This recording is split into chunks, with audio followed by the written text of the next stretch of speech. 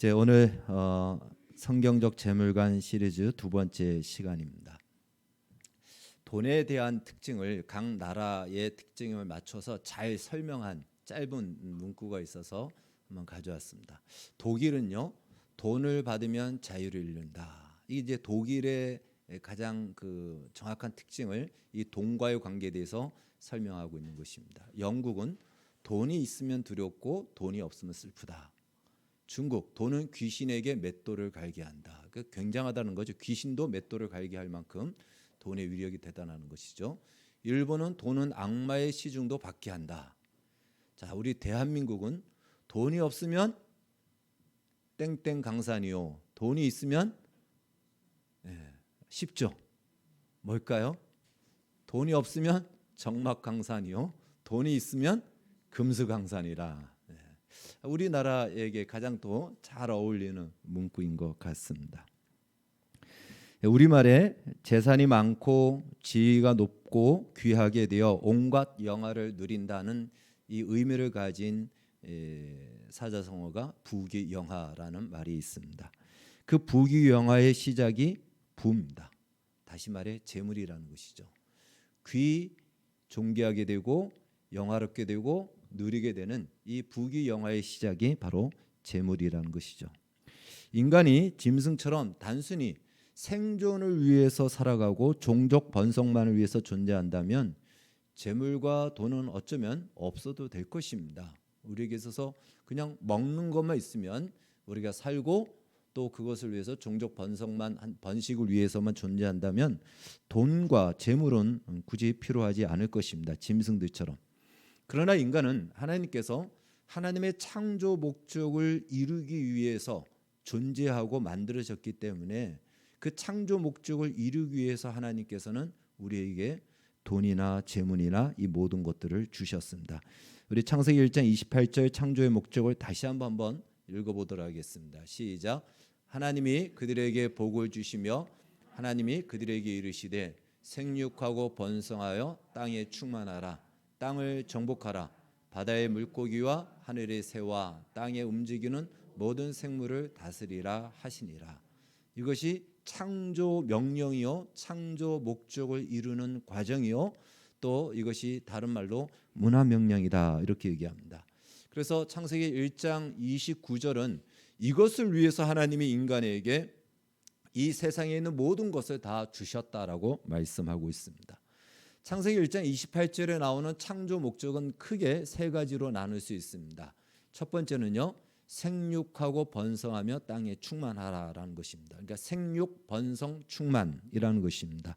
그러니까 돈이나 이 세상에 있는 모든 것들은 우리가 생육하고 번성하고 충만하는 것을 위해서 쓰여져야 되는 것입니다. 그것이 맞는 것입니다. 그렇게 쓰여져야 됩니다. 우리나라가 저출산 문제를 해소하기 위해서 지난 5년간 108조를 썼습니다. 그러니까 1년간 21조씩 쓴 것입니다. 그런데 결과는 지금 우리나라의 출산율이 0.7입니다. 그러니까 1년에 한 명도 안 낳고 반 명보다 조금 더 낳는 거예요. 그 정도가 지금 출산율이 떨어졌습니다. 그 많은 돈이 다 어디로 갔는지 모르겠습니다.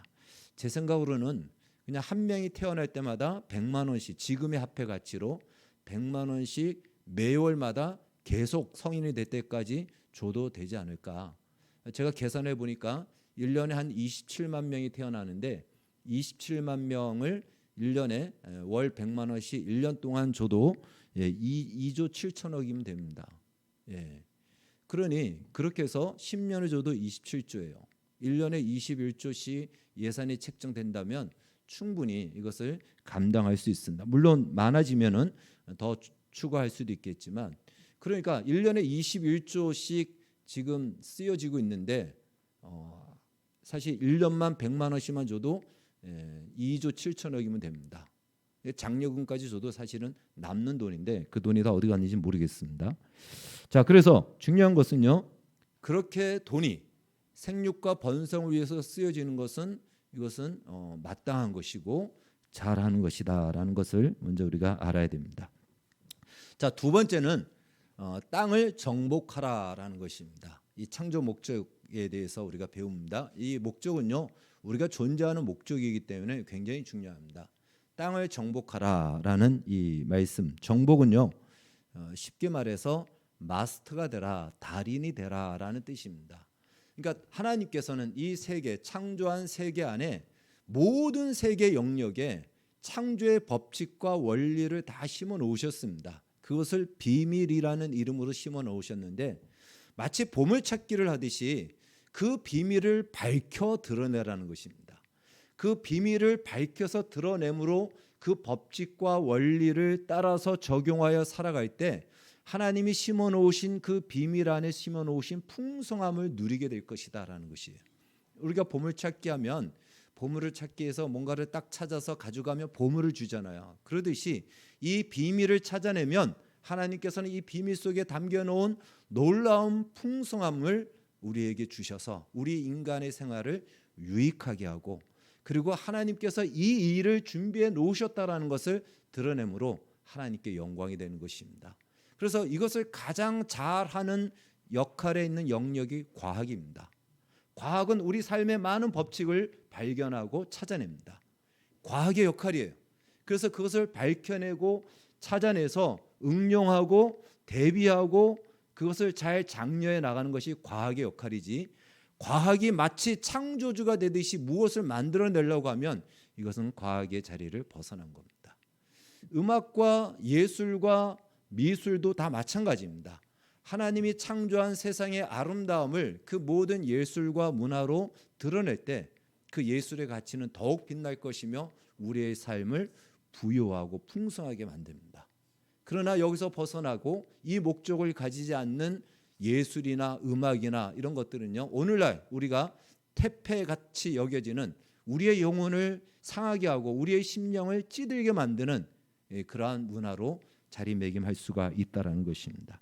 마찬가지로 이 세상에는 모든 것이 다 하나님이 심어놓으신 법칙이 있듯이 돈과 재물도 이 돈과 재물 안에 하나님이 심어놓으신 법칙이 있다는 것입니다.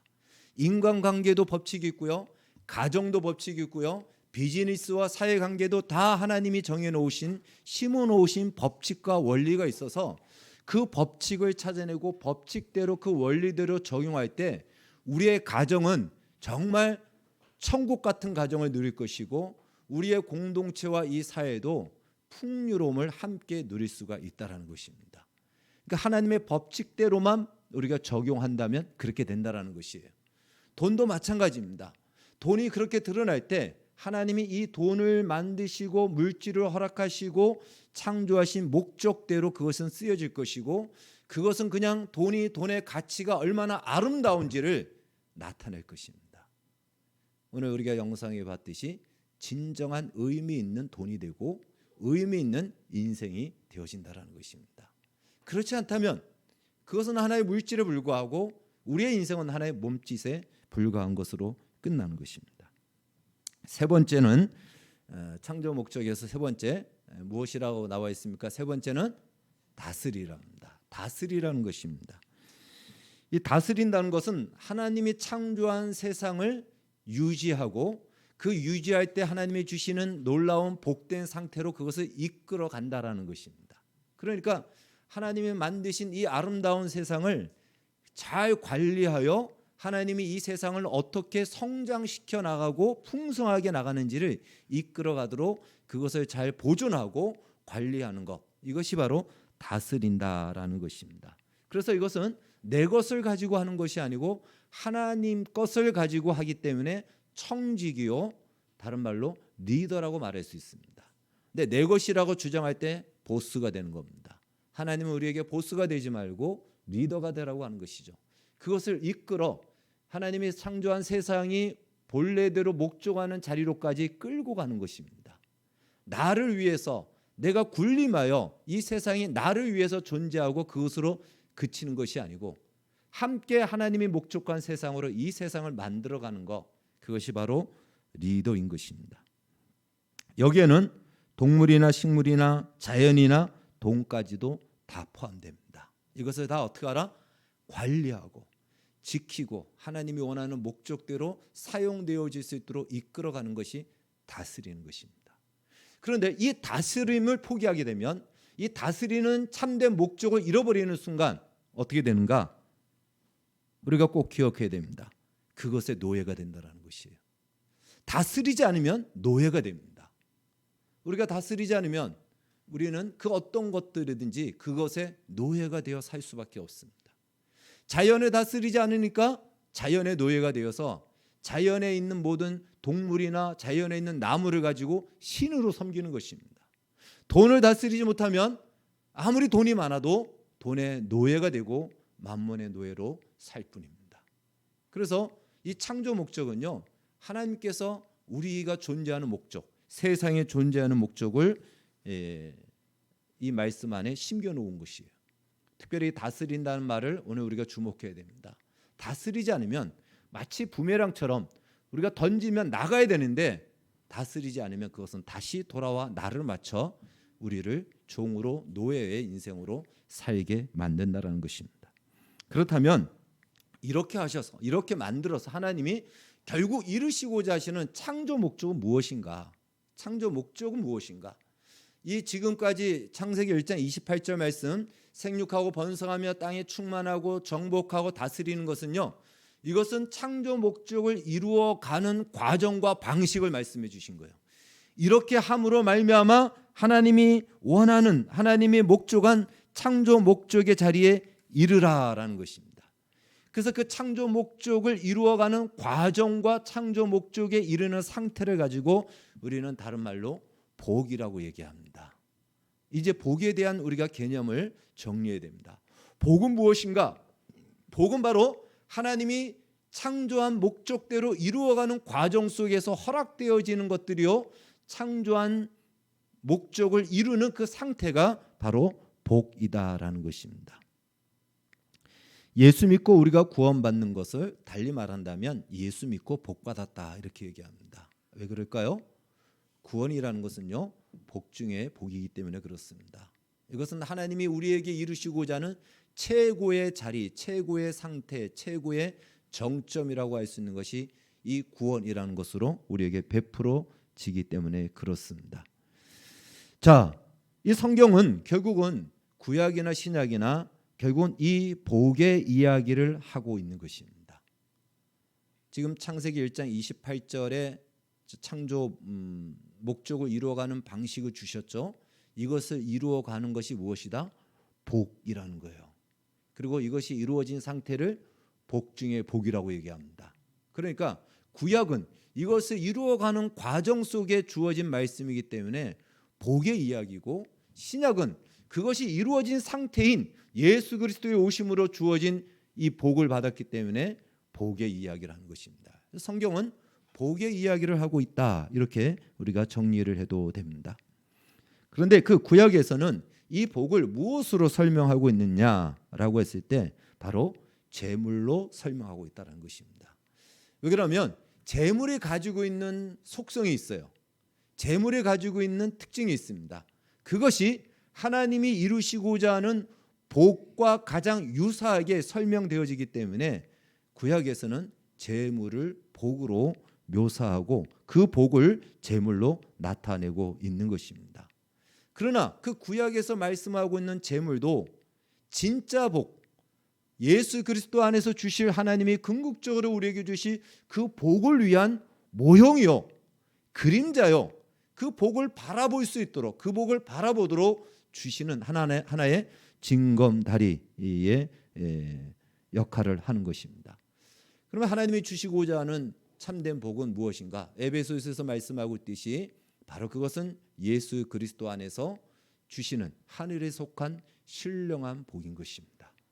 그 신령한 복을 누리고 신령한 복에 이르도록 하나님께서는 이 구약부터 그 복을 준비하고 있었다라는 것입니다.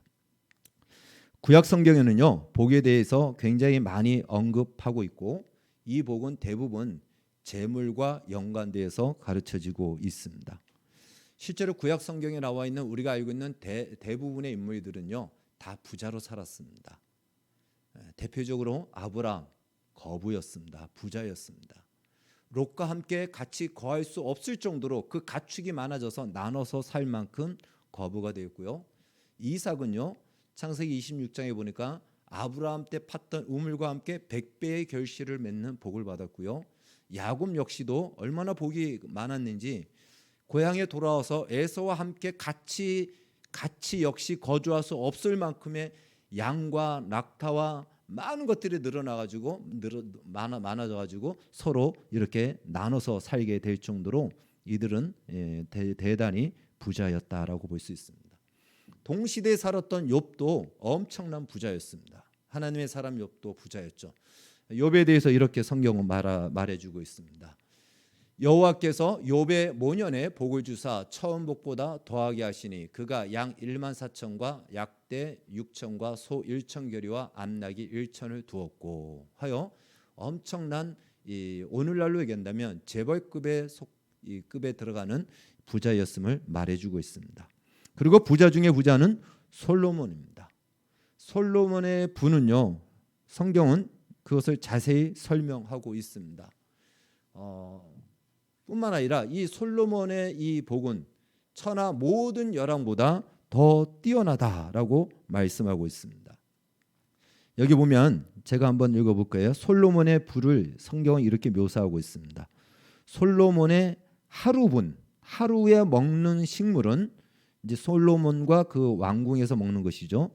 가는 밀가루가 30석이요, 굵은 밀가루가 60석이요, 살찐 소가 10이요, 초장의 소가 20이요, 양이 100이며 그 외에 수사순과 노루와 암사순과 살찐 새들이었더라 하여서 어마어마하게 먹고 마시고 그것을 쓴다라는 것을 표현하고 있습니다. 이러한 솔로몬의 재산은 천하의 열왕이 따라올 수 없을 만큼 많았다라고 성경은 말해주고 있습니다.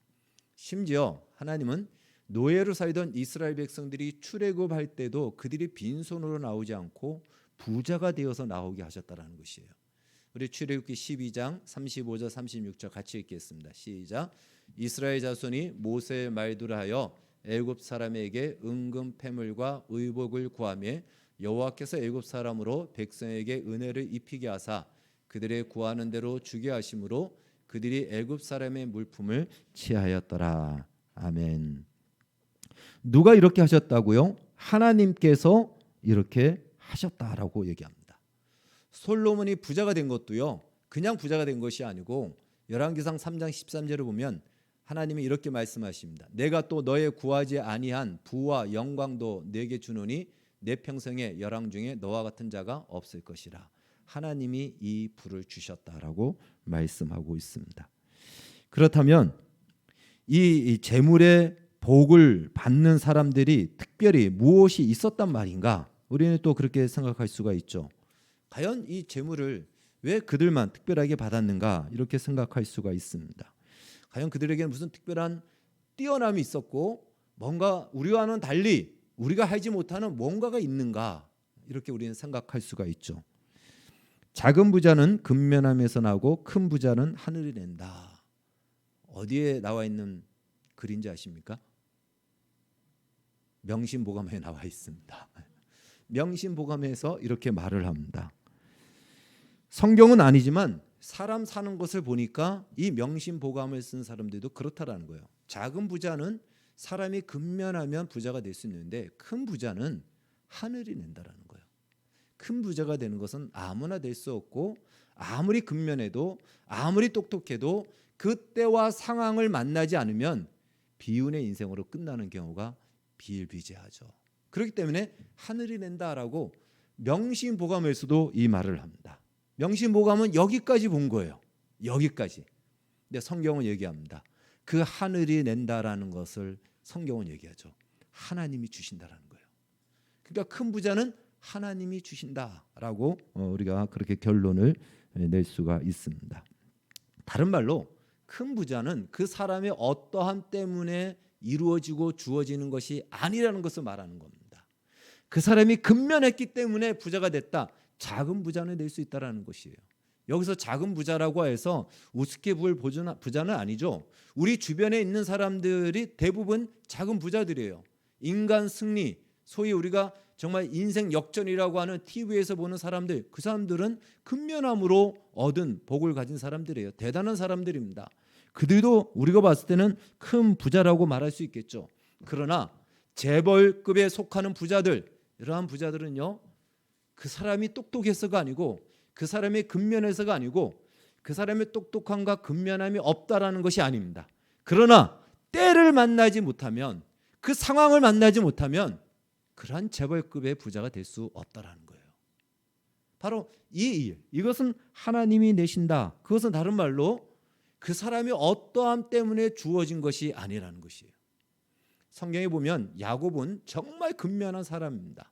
최고로 근면한 사람을 꼽으라 그러면 야곱을 꼽을 수 있을 정도로 대단한 근면함입니다. 그래서 야곱은 그 근면함으로 말미암아 어느 정도의 부를 이루었습니다.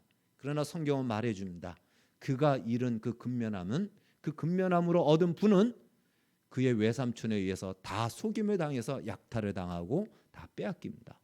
그러나 하나님이 그에게 복을 주심으로 말미암아 그는 놀라운 거부가 되었다라고 성경은 말해줍니다. 그의 근면함과 상관이 없어요. 얼룩한 양이 나오면 야곱 것이고 하얀 양이 나오면 외삼촌 것인데, 이상하게 하얀 양끼리 교미를 해도 얼룩한 양이 나오는 겁니다. 야곱의 근면함과 상관없다라는 것이에요. 하나님이 복을 주시는 것입니다. 그러면 야곱이 근면에서 복을 받았을까요? 야곱은요, 아주 야비한 사람이에요. 속임수와 교활한 사람이었습니다. 형의 장자권을 몰래 속여서 가로챈 사람이에요. 만약에 그 사람의 근면함 때문에 복을 줬다면 그 사람의 악함 때문에 더 많은 저주를 받아야 될 것입니다. 그럼에도 불구하고 그렇게 교활하고 그렇게 문제가 많고 사기꾼 같은 야곱에게도 하나님은 부자가 되게 하셨어요. 여러분, 솔로몬이 참 위대한 사람이지만 솔로몬이 얼마나 악한 사람인지 모릅니다. 이스라엘의 이방신을 왕궁까지 끌고 온 사람이 솔로몬이고요. 하나님의 경고를 받고도 그가 돌이키지 않고 죄를 지었던 사람이 솔로몬입니다. 그럼에도 불구하고 솔로몬의 재산은 날이 갈수록 더 늘어나서 주체할 수 없을 만큼 큰 부를 이루었다라고 얘기합니다. 이건 뭘 얘기할까요? 그 사람의 업다함 때문에 부가 주어진 것이 아니고 이 부 자체가 하나님이 주신 은혜라는 것이에요. 이건 은혜로 얻는다라는 것이 바로 성경에서 이 하나님의 사람들에게 나타난 그 재물과 부를 주시는 하나님의 역사였다라는 것입니다. 어떻게 의로우신 하나님이 그들에게, 그 의롭지 못한 그들에게 부자가 되게 하셨는가? 하나님 불공평합니다. 어떻게 보면 따질 수가 있겠죠. 그러나 구약 성경에서 이 재물과 혹시 재물의 복이 말하고자 하는 것이 뭘 말하는지를 여기서 우리는 알 수가 있는 것이에요. 그것은 바로 장차 주실, 예수 그리스도 안에서 주실 신령한 복, 바로 이 구원의 은혜, 하나님의 백성과 자녀가 되어 영생을 얻는 이 은혜는 우리의 자격과 우리의 조건과 상관없이 주어진다라는 것을 구약에서 이미 하나님의 사람들에게 그 재물의 복을 주시면서 나타내셨고 알려주신 것입니다. 그것도 작은 부자가 아니고 큰 부자가 되게 하신 것은 이유가 무엇일까요? 그 은혜, 하나님이 주신 은혜는 풍성하다라는 것이에요. 차고 넘친다라는 것입니다. 우리가 상상할 수 없을 만큼, 우리가 만들어낼 수 없을 만큼 그 은혜는 놀랍고 풍성하고 풍요롭다라는 그 속성을 바로 이렇게 구약에서 보여주는 것이에요. 그렇기 때문에 구약에서 이 재물의 복은요, 재물은 하나님의 백성들과 하나님과의 관계 속에서 의미가 있는 것이에요. 그렇지 않은 것은 의미가 없습니다. 여러분, 그 시대에 사실 아브라함만이 그렇게 부자가 됐을까요? 아브라함만큼 부자인 사람도 많았고요. 솔로몬만큼은 아니라도 솔로몬의 번갈만큼의 애굽의 바로와 왕도 그만한 부를 가지고 있었습니다. 그들에게 있어서 부는 무엇일까요? 오늘날도 마찬가지입니다. 하나님 백성 속에서 있는 이 부와 하나님의 백성이 아닌 사람들의 부의 차이가 무엇일까요? 특별히 우리나라 같은 경우는 제일 부자가 하나님 믿는 사람이 아닙니다. 어떻게 하나님 믿지 않는 사람이 제일 부자가 되게 합니까? 하나님 믿는 사람이 얼마나 많은데 하나님 믿는 사람이 부자가 돼야지 과연 하나님은 살아계십니까? 이렇게 우리는 따질 수도 있고 생각할 수도 있습니다. 그러나 구약에서, 특별히 구약에서 이 재물의 복은 하나님과의 관계와 언약 속에서 믿음과 신뢰의 관계 속에서 하나님이 장차 이루시고 주시고자 하는 그 의미로서, 그 그림자로서, 그 예표로서, 모형으로서 이 재물의 복을 주셨다는 거예요. 다른 사람들은 하나님이 재물을 주셨지만 왜 줬는지도 모르고 재물의 복을 받고도 이것이 무엇을 향한 징검다리 역할을 하는지도 모르고 살아갑니다. 그러다 보니까 재물을 통하여 창조 목적을 이루는 것과는 전혀 상관없는 인생을 살게 됩니다. 지금도 마찬가지예요. 지금도 예수를 믿지 않는 사람이 부자가 된 것이 배 아파할 이유가 아닙니다. 왜 그럴까요? 하나님이 주셨는데 하나님의 창조 목적과 상관없이 그 재물을 쓰게 된다면 도리어 나중에 심판날에 그것은 불법의 증거가 될 것입니다. 하나님이 주신 그 많은 것들이 오히려 하나님을 위한 창조 목적으로 사용되지 않을 때 그것은 불법의 명백한 증거물이 되어 심판을 자초하게 된다라는 것입니다. 따라서 구약 시대의 재물은 장차 예수 그리스도 안에서 주실 이 놀라운 신령한 복의 성격을 말해주는 것이에요. 그리고 그 방식을 말해줍니다. 그 성격은 무엇이죠? 재물의 기본적인 성격이 있습니다. 재물의 기본적인 성격은요, 우리를 생존하게 하는 것이고 우리의 삶을 풍요롭게 하는 것입니다. 이것이 재물의 기본적인 속성이에요. 하나님의 은혜의 속성이 이것을 반영해 주고 있는 것이죠. 재물이 하나님의 은혜의 속성을 반영해 주고 있습니다. 하나님의 은혜가 예수 그리스도 안에서 우리에게 주신 은혜가 무엇이죠? 죄로 죽었던 우리를 살려냈습니다. 우리를 생존하게 했고요. 생존만이 아니고 우리의 인생을 풍요롭게 합니다. 우리의 영혼을 풍요롭게 합니다. 그것을 구약 시대에 잘 묘사해 주고 보여주고 있는 것이 바로 재물이었다는 것이에요. 그래서 하나님은 구약의 복을 재물로 말씀하셨고 재물로 그 복을 계시하셨고 알려주신 것입니다. 그것이 복의 성격이고 그 방식, 조건이 없고 자격이 없는 자에게도 재물을 주셨고 죄를 지었는데도 재물을 주셨고 이것이 무엇이죠? 바로 이 하나님의 은혜는 무조건적으로 주어진다는 것이에요. 우리가 어떤 자격이 되어서 받을 만한 자격이 되어서 받는 것이 아니고 그런 조건이 되지 않음에도 불구하고 일방적으로 하나님이 주시는 은혜에 수혜를 받는 것이 바로 예수 그리스도 안에서 주시는 하나님의 은혜와 복이다라는 것입니다. 이것을 이사야는요, 이 하나님이 주시는 복의 부유로움과 풍요로움을 물질로서 물질의 모습으로 묘사하고 있습니다. 이사야서 60장 5절 말씀 같이 읽겠습니다. 시작. 그때 내가 보고 희색을 바라며 내 마음이 놀라고 또 화창하리니 이는 바다의 풍부가 내게로 돌아오면 열방의 재물이 내게로 옴이라. 이사야가 묘사한 것이에요. 하나님이 주시는 구원의 은혜, 하나님이 주시는 복이 이렇게 풍성하다는 것이죠.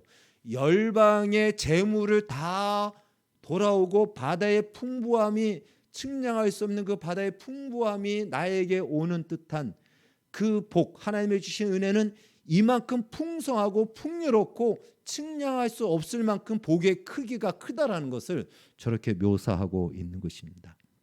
오늘 우리가 읽은 신명기 말씀은요, 신명기 28장 말씀은 마치 순종하면 물질의 복을 받고 우리가 읽은 말씀 뒤에 보면 불순종하면 이제 저주를 받는다 이렇게 말씀이 있어서 우리가 물질의 복을 받는 것은 내가 순종했기 때문에 받는 보상이다라고는 그런 좀 착각의 해석을 하게 만들 수 있습니다. 문자적으로만 보면 그렇게 이해할 수가 있어요. 순종했기 때문에 하나님이 주시는 보상으로 복을 주시겠다 이렇게 이해할 수가 있습니다. 그러나 이 말씀은 누구에게 약속했는가 하면 세상 모든 사람에게 약속하지 않고 이스라엘 백성에게만 주어진 약속이라는 것입니다. 그러니까 하나님의 이 약속은 하나님과의 언약 관계에 있는 백성들에게만 주어진 특별한 하나님의 배려가 기본적으로 전제되고 있는 것이에요.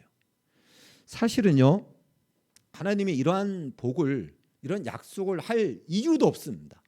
의무도 없고 뭐 꼭 해야 될 필요가 없습니다. 해도 되고 안 해도 되는데 하나님이 이렇게 하시는 이유가 무엇인가? 사실 이스라엘 백성들은 처음부터 은혜와 복을 받았습니다. 아담도 처음부터 은혜를 받았고요. 아브라함도 그냥 하나님의 은혜로 부름을 받았습니다. 이스라엘 백성들이 지금 이 신명기 말씀은 어디에 가서 지킬 말씀입니까? 가나안 땅이에요. 가나안 땅에 들어가는 것 자체가 무엇입니까? 은혜예요. 이들은 애굽에서 노예로 살아야 되는데 어느 날 자기들의 능력과 상관없이 하나님의 은혜로 애굽에서 출애굽하여 가나안 땅, 다른 민족이 살고 있는 그 땅을 자신의 땅으로 기업으로 받습니다. 그러니까 이것 자체가 무엇이죠? 은혜입니다. 이것 자체가 복입니다. 이미 복된 자리에 들어와 있고 은혜 안에 들어와 있는 사람들에게 하나님이 말씀하시는 겁니다. 이제 은혜를 받았는데 너에게 내가 이 말씀을 하면, 네가 이 말씀을 지키면 내가 이러한 복과 이러한 은혜를 또 줄게 라고 말씀하는 겁니다. 그러면 이건 뭘 말씀하시는가? 왜 하나님이 이런 말씀을 하시는가? 그것은 이제 가나안 땅에 들어가면 이스라엘 백성들은 가나안이라는 땅과 그 나라와 그 세계 속에 있는 모든 것들을 다시금 아담에게 하나님이 명령하신 것처럼 창조 목적을 이루는 것으로 사용해야 됩니다. 그것을 위해서 주신 거예요. 왜 그 나라를 주셨고 왜 그 땅을 주셨고 그들이 수고하지 않은 것들을 다 주셨습니까? 그것은 마치 창세기 1장 28절에 아담에게 하나님이 이 세상에 창조한 모든 것을 주시면서 하나님이 창조한 목적을 이루라, 그 목적의 부유함과 영광스러움에 다다르라 라고 주시는 것입니다. 그렇기 때문에 이스라엘 백성들이 잊지 말아야 될 것이 있습니다. 그것은 무엇이냐면 그들이 가나안 땅에 들어왔다는 것은 하나님의 은혜로 들어왔다는 사실입니다. 시작이 하나님의 은혜로 시작되었다는 이 사실을 잃어버리는 순간, 잊어버리는 순간 그때부터 그 땅에 있는 모든 것들은 재물을 포함하여 돈을 포함하여 재능과 기업, 이 모든 것은 다 창조 목적을 향하지 않고 나를 위한 것으로 사용되어지면 결국 그것은 나는 그의 노예가 될 수밖에 없는 인생이 되어버립니다. 여러분, 그것이 이 세상의 지금의 모습이에요. 지금의 이 세상의 모습입니다.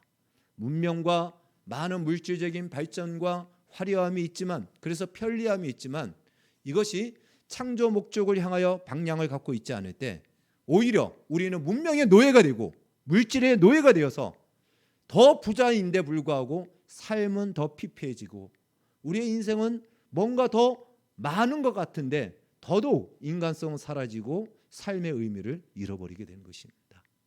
그렇기 때문에 하나님께서는 이스라엘 백성들이 이 목적, 이 기반을 잃어버리지 말라고, 다른 말로 너희가 들어온 것이 하나님의 은혜로 들어왔다라는 이 사실, 그래서 복을 주시는 분, 은혜를 주시는 분이 하나님이라는 사실을 잊지 말라고 주시는 것이 오늘 말씀의 신명기 말씀의 약속의 말씀입니다.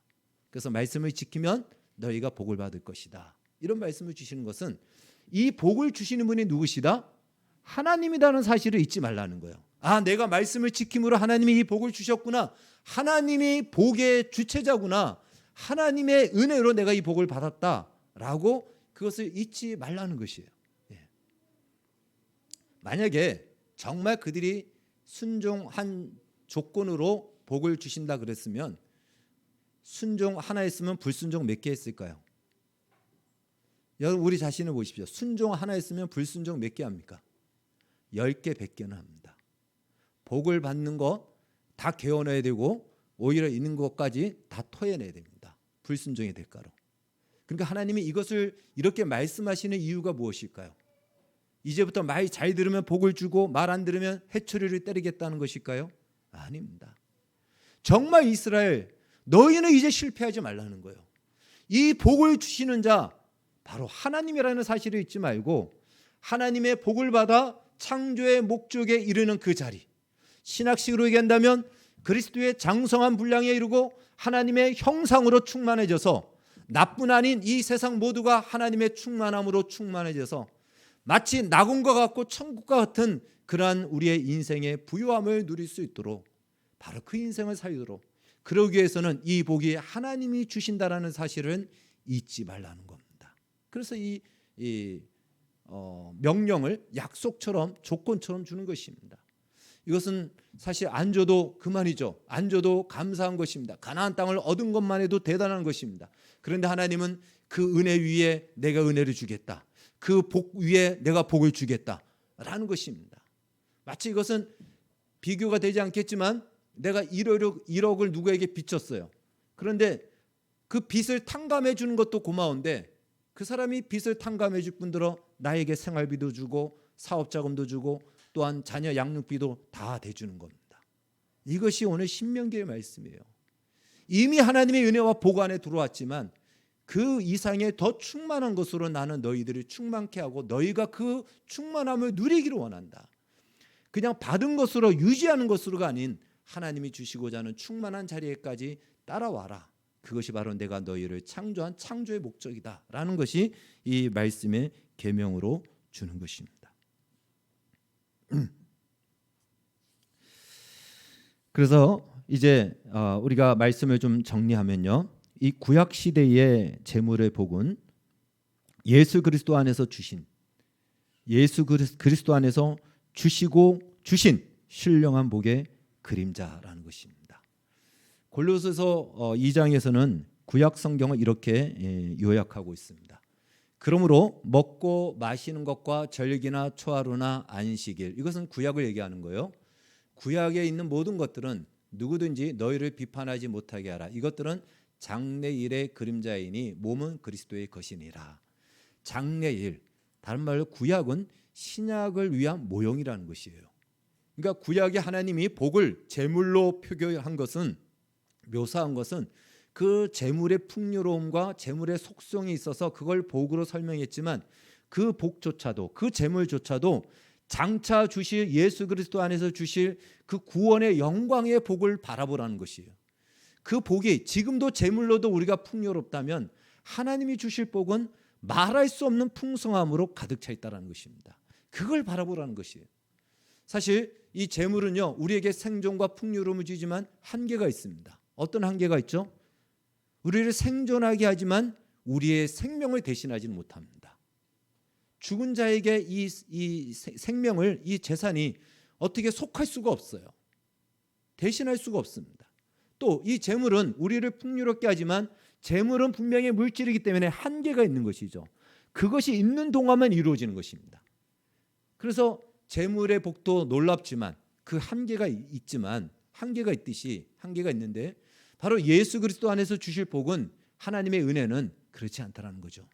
죽은 우리를 살리실 분들어 우리의 생명을, 우리에게 생명을 주시고 그것은 한도 끝도 없이 그것은 주십니다.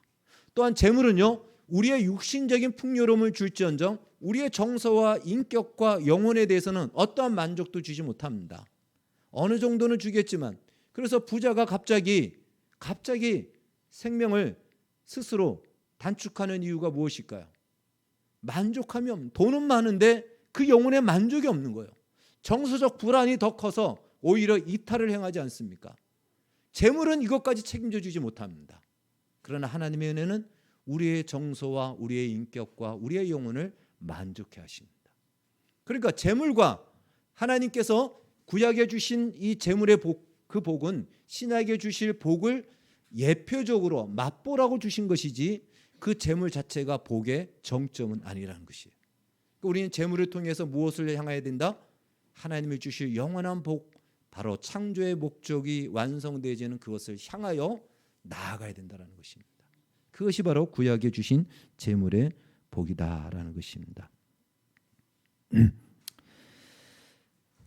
성경은 우리에게 말씀하기를 신명기 8장 18절에서 이런 말씀을 합니다. 우리 같이 읽겠습니다. 시작. 내 하나님 여호와를 기억하라. 그가 내게 재물 얻을 능력을 주셨음이라.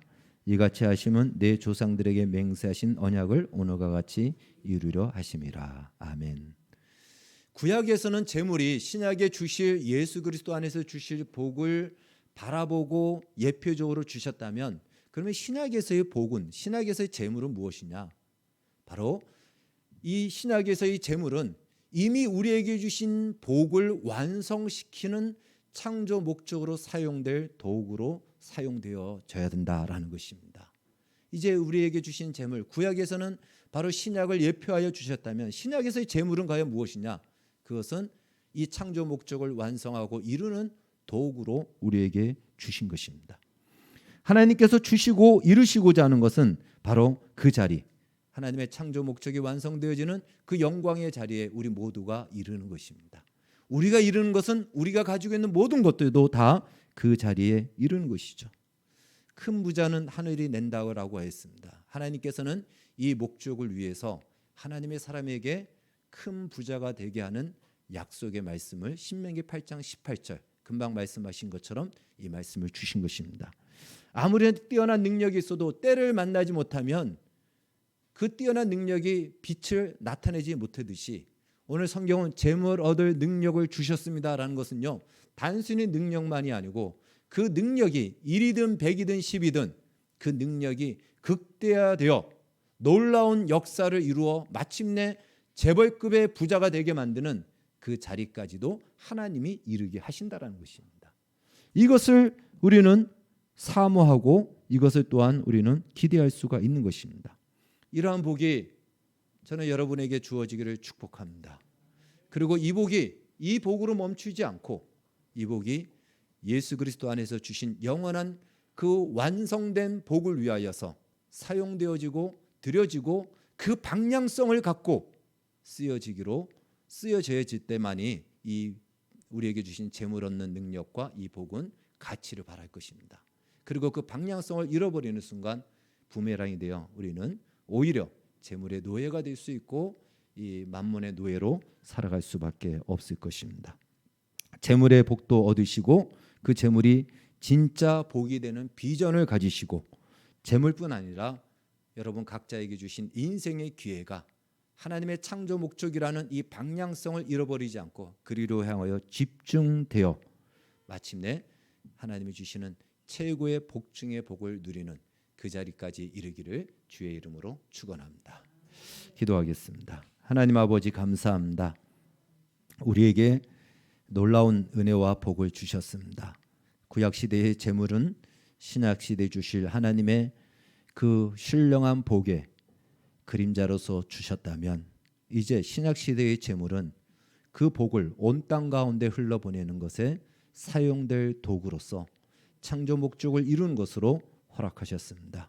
우리 모두에게 재물 얻는 능력을 주셔서 이 부유함을 누리게 해주시고 이것이 우리의 삶을 풍요롭게 할 뿐더러 흘러 많은 사람들과 이 사회와 우리 주변에 있는 많은 사람들을 함께 부욕해 하고 그들도 하나님의 영광에 이르게 하는 아름다운 통로가 되고 도구가 되고 수단이 되고 과정이 되고 방식이 되게 하여 주시옵소서.